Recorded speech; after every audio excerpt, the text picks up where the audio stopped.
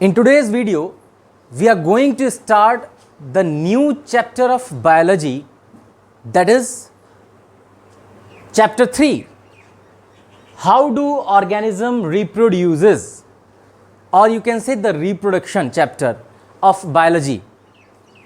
So students, we all know that what is reproduction. In lower classes we studied about reproduction, and we all know that what is reproduction? Production of new offspring, that is called reproduction. So let's start the chapter reproduction. This chapter is very important.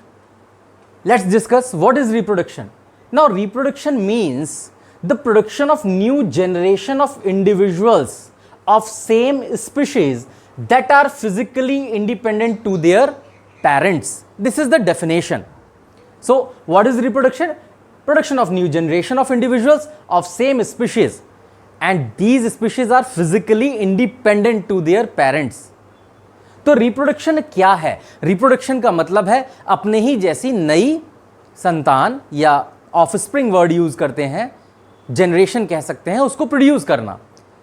और वो जो generation produce होती है same species की होती है, human की human produce करते हैं, and they are physically independent of their parent. Parent से फिजिकली इंडिपेंडेंट होती है.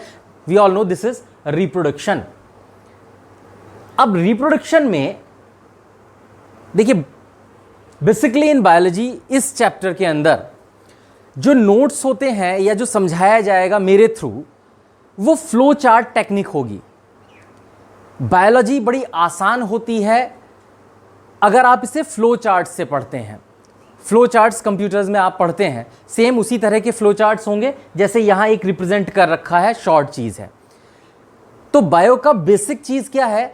बेसिकली स्टूडेंट्स डरते हैं बायोलॉजी से केवल इसीलिए कि उसमें बहुत लेंदी याद करना पड़ता है, बड़ा लंबा याद करना पड़ता है, नोट्स बहुत लंबे लंबे होते हैं, रेक्टिफिकेशन इसके अंदर कहीं ना कहीं स्टूडेंट्स मानते हैं ऐसा करना पड़ता है, लेकिन ऐसा नहीं है. बायो बहुत सिंपल है.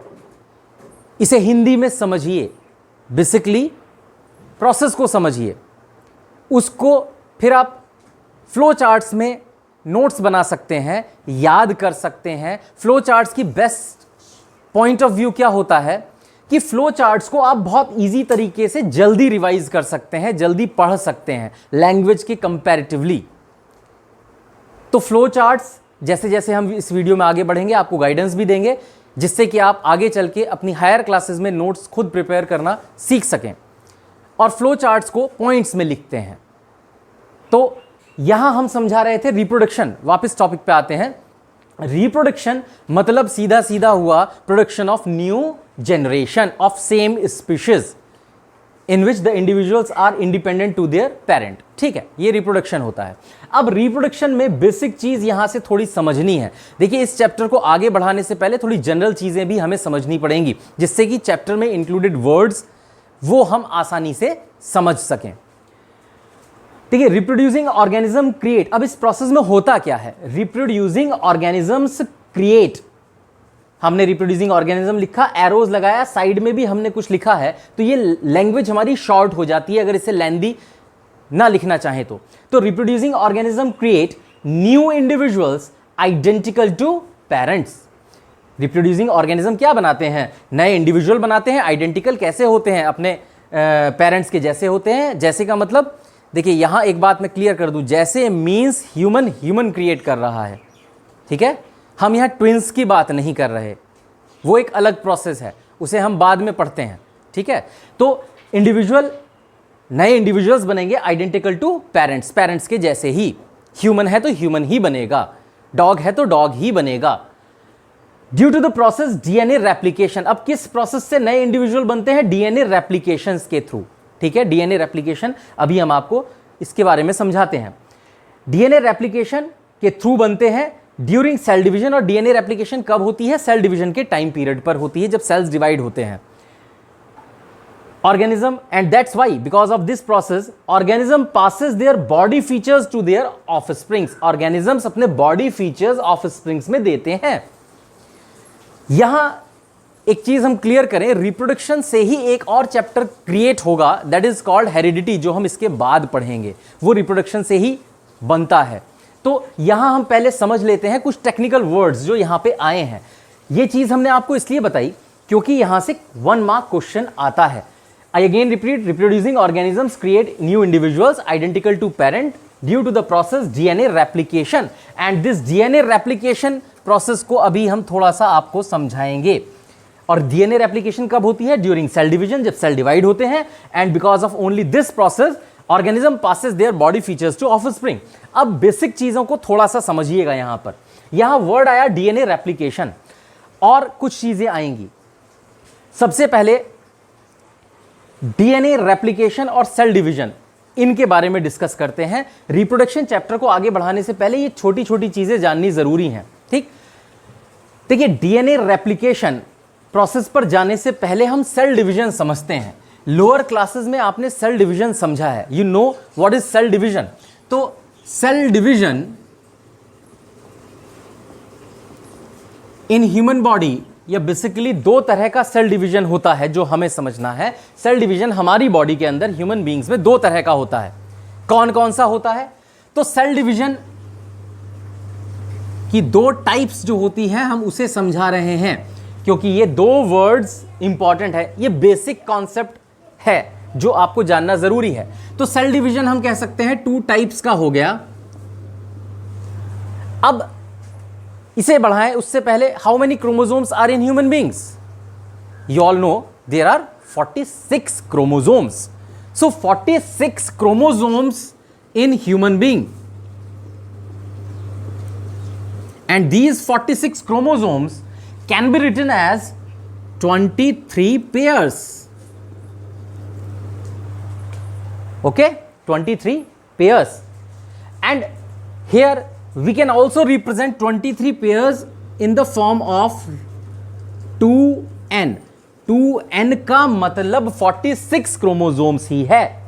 Okay, or you can say 23 pairs, or you can say 2n. तो यहां हम 2n रिप्रेजेंट करते हैं, तो दैट मीन्स 46 क्रोमोसोम्स के बारे में ही बता रहे हैं। क्लियर? सो 46 क्रोमोसोम्स ह्यूमन बीइंग्स में होते हैं, and you can say 23 pairs और 2n. So we write here 2n. Clear? Cell division में हमारी बॉडी के अंदर जो सेल्स हैं उनके पास क्या है? क्रोमोसोम्स हैं, और यहां क्या क्रोमोसोम्स हैं? 2n chromosome. 2n means 46. I write here 2n means 46 chromosomes.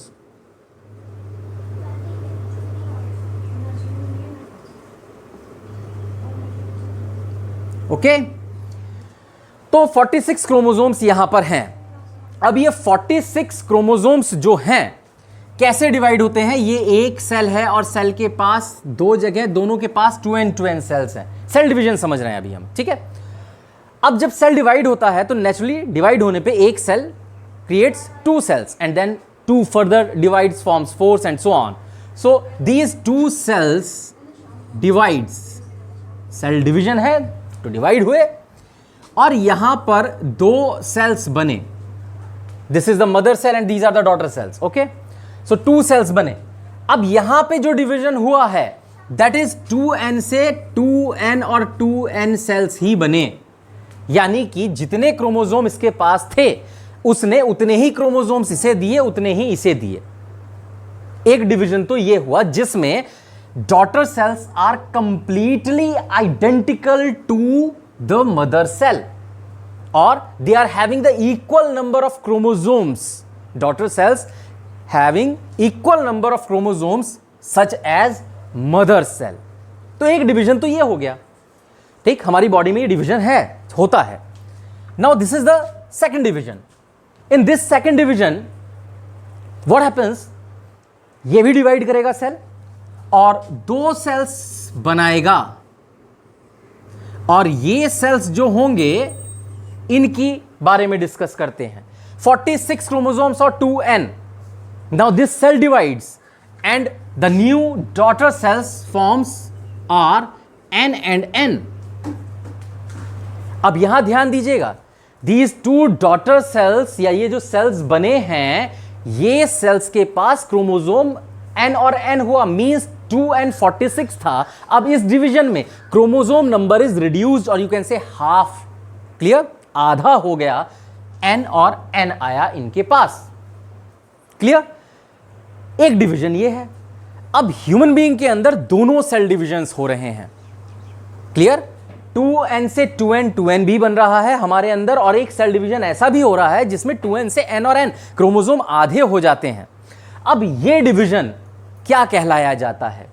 देखिए, दिस डिवीजन याद करने का इजी मेथड है।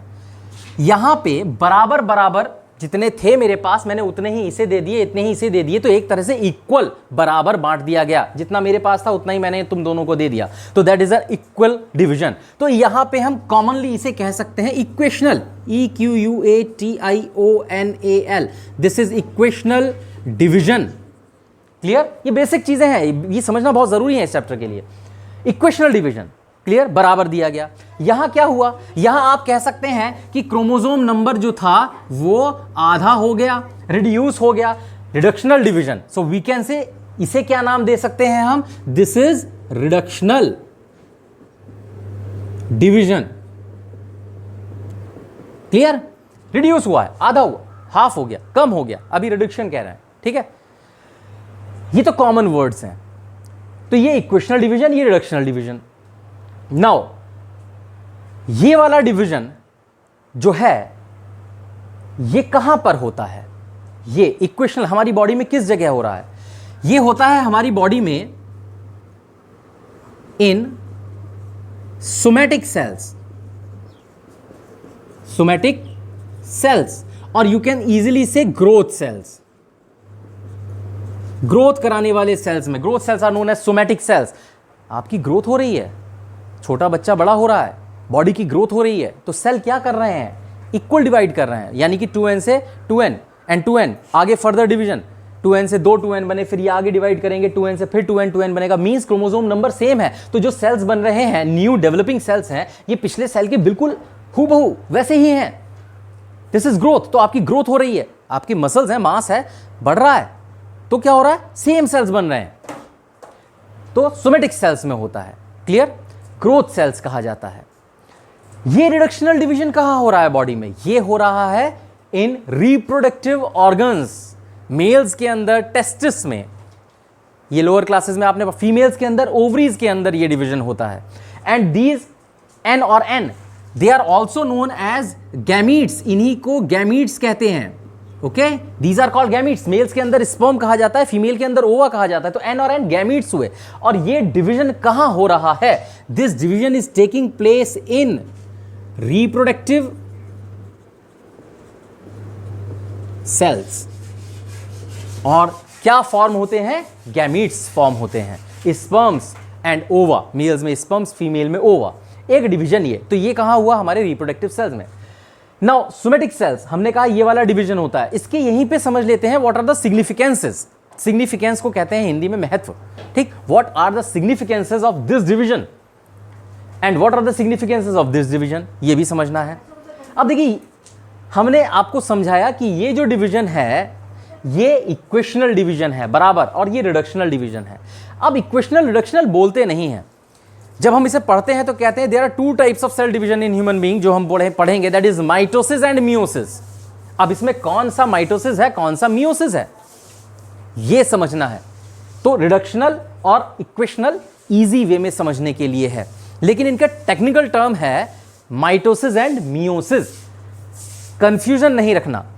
माइटोसिस मियोसिस को याद करने का बड़ा आसान तरीका, अब इसमें समझते हैं मियोसिस माइटोसिस कौन सा है। देखिए, माइटोसिस और मियोसिस जो स्पेलिंग होती है दैट इज MEIOSIS मियोसिस, और दूसरी स्पेलिंग है MITOSIS माइटोसिस। अब इसमें कौन सा डिवीजन, माइटोसिस है या मियोसिस? तो देखिए, स्पेलिंग में ई इसमें आ रहा है, मियोसिस में इसमें ई आता है। This is a technique of learning, E. और ई किस में आता है? Equational division. This is reductional, E इसमें आता है। तो कौन सा डिवीजन हुआ फिर? ये वाला।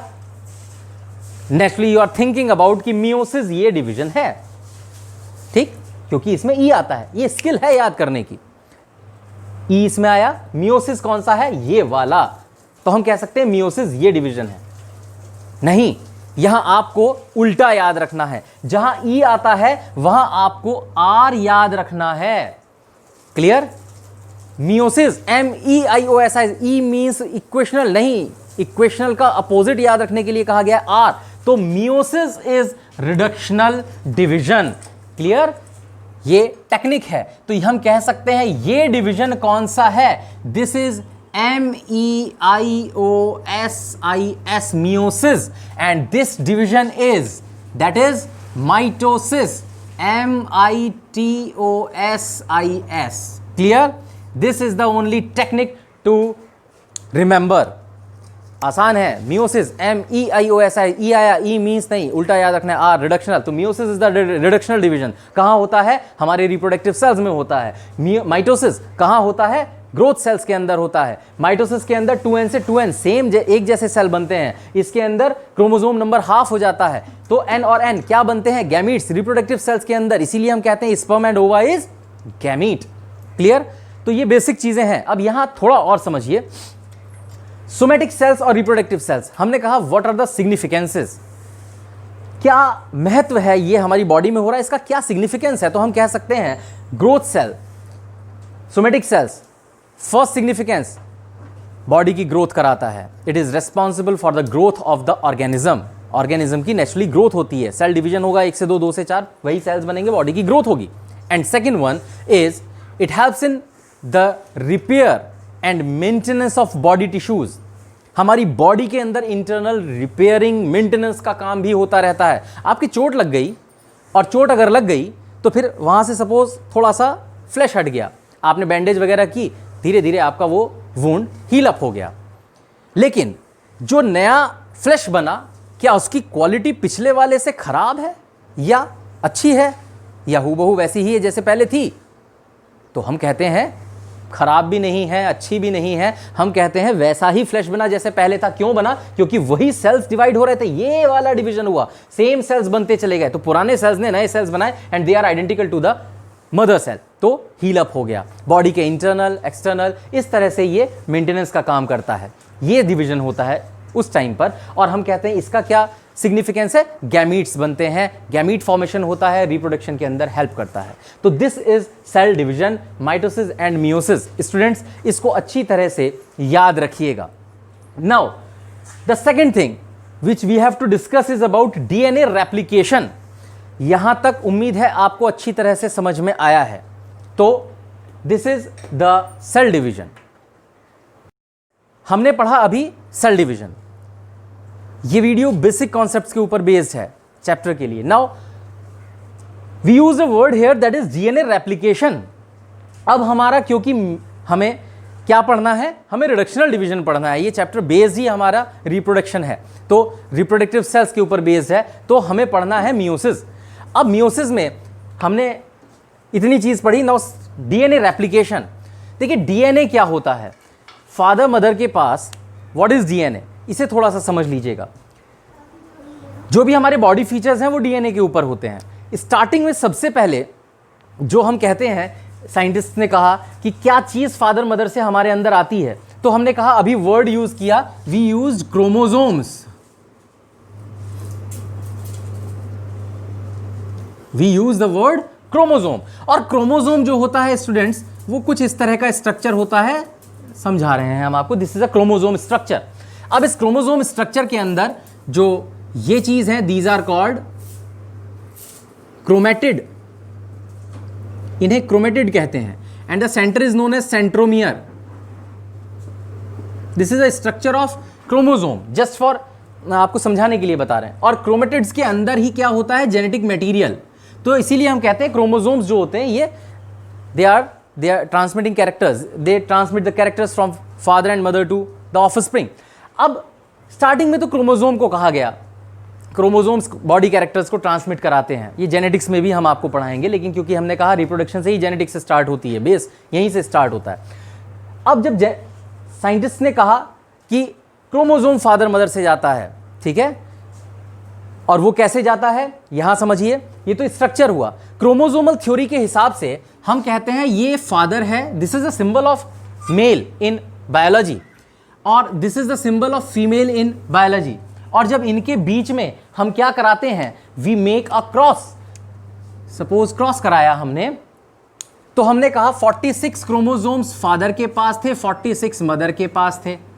इनसे क्या बना, रिप्रोडक्टिव सेल्स में अभी हमने पढ़ा रिडक्शनल डिवीजन, एन बना फादर में, एन बना यहां फादर में, एन बना मदर में, एन बना मदर में, रिडक्शनल डिवीजन हुआ, यानी कि यहां पर क्या हुआ, MEIOSIS मियोसिस हुआ, रिडक्शनल डिवीजन और गैमीट बने। और फादर में इन गैमीट्स को क्या कहा गया स्टूडेंट्स, हमने कहा इसको स्पर्म, और हमने इधर क्या कहा, दिस इज कॉल्ड ओवा। अब एक स्पर्म फादर से और एक स्पर्म ओवा से आएगा तो क्या होगा, N+N, दैट इज 2N बनेगा। और 2N 46 क्रोमोसोम को भी क्या लिख सकते हैं हम, 2N, अभी हम पीछे बता रहे थे, और इसको भी हम 2N लिख सकते हैं। तो क्या हुआ स्टूडेंट्स, सेम आइडेंटिकल। ठीक, अभी हमने यहां क्या कहा था, production of new generation of individual of same species that are physically independent to their parent, और यहां वर्ड यूज किया था new individual identical to parent. तो यहां का मतलब नया इंडिविजुअल बना that is identical to parent, means human being ही बनेगा। लेकिन यहां समझिए, इसे 2N बनाने के लिए यहां पे कौन सा डिवीजन हुआ, मियोसिस। अगर यहां पे माइटोसिस हो जाता तो यहां 2N एंड 2N बनता, यहां भी 2N एंड 2N बनता, और 2N + 2N 4N। क्रोमोसोम्स बराबर नहीं होते, ह्यूमन से ह्यूमन डेवलपमेंट नहीं होता। तो यहां पर ह्यूमन बीइंग से ह्यूमन बीइंग बनाने के लिए reductional division is very important, इसीलिए क्रोमोसोम नंबर हाफ किए जाते हैं, क्योंकि ये सेक्सुअल रिप्रोडक्शन है। ठीक है, इसे हम और अभी आगे पढ़ेंगे, तो अभी तो हम आपको बेसिक्स समझा रहे हैं। तो यहां पे ये कौन सी थ्योरी के थ्रू हमने बताया, क्रोमोसोमल थ्योरी, क्रोमोसोम नंबर। इसको आप ऐसे भी समझ सकते थे, ये तो क्रोमोसोम थ्योरी के हिसाब से हमने बताया कि रिप्रोडक्शन हुआ। और जब अब ये बना 2N, तो 2N को ही क्या कह देते हैं, जाइगोट। और फिर इसी जाइगोट के अंदर क्या होता है, ये जो 2N सेल है और यही 2N सेल फर्दर 2 सेल्स बनाएगी, और वो कौन से होंगे, 2N एंड 2N, फिर ये आगे 2N एंड 2N बनाएंगे। यानी अब क्या शुरू हो गई ऑर्गेनिज्म की, ग्रोथ। क्लियर। तो यहां पर इतने हिस्से में मियोसिस हुआ, लेकिन अब क्योंकि ग्रोथ होनी शुरू हो गई, बेबी ग्रो करने लगा है मदर्स वॉर्म के अंदर, फिर after the delivery of the child बाहर भी ग्रोथ करेगा। तो यहां पे कौन सा डिवीजन शुरू हो गया, MITOSIS, mitosis, that is called equational division. इस तरह से ये रिप्रोडक्शन होता है। तो हम पढ़ रहे हैं बेसिक चीज। ठीक, this is a chromosomal theory. अब डीएनए रेप्लिकेशन वर्ड आया, तो इसी चीज को आप डीएनए रेप्लिकेशन के थ्रू भी समझ सकते हैं। कैसे, देखिएगा, यहां हम आपको कोशिश कर रहे हैं डीएनए रेप्लिकेशन वर्ड्स और ये सारी चीजें क्लियरिफाई करने की। अगेन अब हम पढ़ रहे हैं कौन सी थ्योरी, डीएनए रेप्लिकेशन। दोनों थ्योरी सेम है, एक ही जैसी हैं। देखिए, फादर क्रॉस कराया मदर, फादर के पास डीएनए और मदर के पास भी डीएनए, ये हम ब्लू कलर से बना देते हैं। अब इसे आगे पढ़ने से पहले डीएनए समझा देते हैं हम आपको कि डीएनए के अंदर कैसे कैरेक्टर्स होते हैं, कैसे कह देते हैं डीएनए ट्रांसमिट करता है। तो देखिए, हम यहाँ वापस आए, क्रोमोसोम का ये हमने स्ट्रक्चर बनाया। हमने कहा हमारे अंदर 46 क्रोमोसोम, अभी हमने आधे आधे किए और इस तरह से गए, और आपने देखा फादर मदर से एन और एन आया था, तो क्रोमोसोम नंबर हाफ हो गए थे, 23 एंड 23, और दोनों मिलके क्या हुए, 46। क्लियर। तो आधे क्रोमोसोम मदर से आए, आधे फादर से आए, इसीलिए कहते हैं आधे कैरेक्टर मदर से, आधे फादर से आते हैं। यहीं से जेनेटिक्स स्टार्ट होती है। क्लियर, वो हम बाद में डिस्कस करेंगे। एनीवे, तो स्टार्टिंग में ये कहा गया कि क्रोमोसोम्स जो हैं वो कैरेक्टर्स को लेकर जाते हैं। ठीक, क्रोमोसोम्स जो है हेरिडिटी मटेरियल कहा गया। लेकिन जैसे स्वेटर होता है, स्वेटर में कभी कभी आप लोगों ने देखा होगा कि कोई धागा निकल जाता है, चुन्नी दुपट्टा या कपड़े में से धागा निकलता है और उसे खींचते रहें तो वो ओपन होता चला जाता है। ठीक इसी तरह से उन्होंने डीएनए के इस स्ट्रक्चर को ओपन करना शुरू किया, खोलना शुरू किया, तो पता चला 2 threads structure, 2 thread structure open होना शुरू हुआ। और ये 2 थ्रेड स्ट्रक्चर यानी कि डबल स्टैंडर्ड स्ट्रक्चर को ही क्या कहा गया, इसी को कहा गया डीएनए। यानी कि अब क्रोमोसोम से छोटी चीज हमारे पास आ गई, दैट इज डीएनए। स्वेटर किस चीज का बनाया, ऊन का। ठीक, वैसे ही हम कह सकते हैं डीएनए, इसको ओपन करते चले गए, 2 स्टैंडर्ड। और जो भी इंफॉर्मेशन इस पे थी, तो हम क्या कह सकते हैं, वो सारी इंफॉर्मेशन किसके पास है, डीएनए के पास है। ठीक है, फिर ये कहा गया DNA is a genetic material. Clear. अब डीएनए अगर जेनेटिक मटेरियल है, तो फिर डीएनए से भी क्या छोटी चीज होती है, यानी कि अभी हम कह सकते हैं डीएनए के ऊपर हमारी बॉडी से रिलेटेड सारी इंफॉर्मेशन है, तो इसे हम अभी यहीं रोक देते हैं। अब आते हैं हम इसी थ्योरी के ऊपर। तो फादर के पास डीएनए, मदर के पास डीएनए, फादर का डीएनए हमने ब्लैक कलर से शो किया, मदर का हमने ब्लू कलर से शो किया, और हम कहते हैं कि ये डीएनए ओपन होंगे, ठीक है, ओपन हो गए, दो धागे अलग अलग हो गए, यहां भी ये ओपन होंगे, ठीक है, ये दो धागे अलग अलग हो गए, ठीक है। अब एक थ्रेड फादर से, एक थ्रेड मदर से, तो नया ऑफस्प्रिंग यानी आपके अंदर का जो डीएनए बना वो एक ब्लैक कलर का है, और दूसरा किस कलर का है, दूसरा ब्लू कलर का है। इसका मतलब हम क्या कह सकते हैं कि ऑफस्प्रिंग के अंदर 50% कैरेक्टर फादर के, 50% मदर के। क्लियर? ऐसे this is called DNA replication, यही डीएनए रेप्लिकेशन है। तो new individual identical to parent बने, डीएनए रेप्लिकेशन। और ये कब होता है? सेल डिवीजन, जो अभी हमने आपको सेल डिवीजन पढ़ाया है, सेल डिवीजन की स्टेजेस के बीच में ही ये प्रोसेस होती है। तो सेल डिवीजन हमने क्लियरिफाई किया, डीएनए रेप्लिकेशन क्लियरिफाई किया, ठीक। यहां हम थोड़ा सा आपकी नॉलेज के लिए बता दें, DNA is a genetic material, ठीक है, फादर मदर से डीएनए गया, लेकिन डीएनए जो होता है अगर इसका एक छोटा सा टुकड़ा निकाल लिया जाए, a segment of DNA, we take a segment of DNA, ठीक, छोटा सा टुकड़ा, this is the segment of DNA. हमने एक छोटा सा टुकड़ा काटा, तो ये अगर सेगमेंट ऑफ डीएनए हम कट करते हैं, तो हमने कहा डीएनए के ऊपर क्या चीजें मौजूद हैं? इंफॉर्मेशंस ऑफ द बॉडी, आंखों का रंग, height, colour of hairs and so on. ये जो इंफॉर्मेशन इनके पास है, यहां से अगर हम एक टुकड़ा निकाल लेते हैं तो हम क्या निकाल लेते हैं? This segment of DNA means some informations, and this segment is known as gene. तो ये क्या है? सेगमेंट्स। तो फादर मदर से क्या आई? सेगमेंट्स, कैरेक्टर्स आए, और वो कौन लेके आया? जीन। तो अब उन्होंने कहा साहब डीएनए से भी छोटी चीज जो होती है, जो कैरेक्टर्स को लेके जाती है, that is called gene. Gene is the factor which transmitted characters from one generation to another. तो अब सबसे छोटी चीज जीन हुई, ठीक, वो जेनेटिक्स में पहुंच गए। लेकिन हमने यहां आपको ऑल दीज बेसिक्स चीजें क्लियर कराई कि रिप्रोडक्शन चैप्टर पढ़ने से पहले आपको डीएनए रेप्लिकेशन, सेल डिवीजन जो दो तरह का होता है वो, और ये बेसिक चीज समझ में आनी चाहिए, जिससे कि हम इस चैप्टर को आगे बेहतर तरीके से समझ सकें। So this is the basic concept of the chapter, that is how do organism reproduces और reproduction. So students, this is a basic chapter, basic thing, discuss कीजिएगा, इसे याद कीजिए। Thank you. In this video I told you about the basic concept of reproduction. मैं इस video में और बाकी वीडियोस में कोशिश कर रहा हूं कि आपको घर बैठे ज़्यादा से ज़्यादा अच्छे तरीके से समझ में आ सके। तो आप ये जो वीडियोस देखते हैं, इससे अपने नोट्स प्रिपेयर कर सकते हैं, स्टडी कीजिए घर पर, और फर्दर आगे की वीडियोस के लिए चैनल को सब्सक्राइब करना ना भूलिए। Thanks a lot.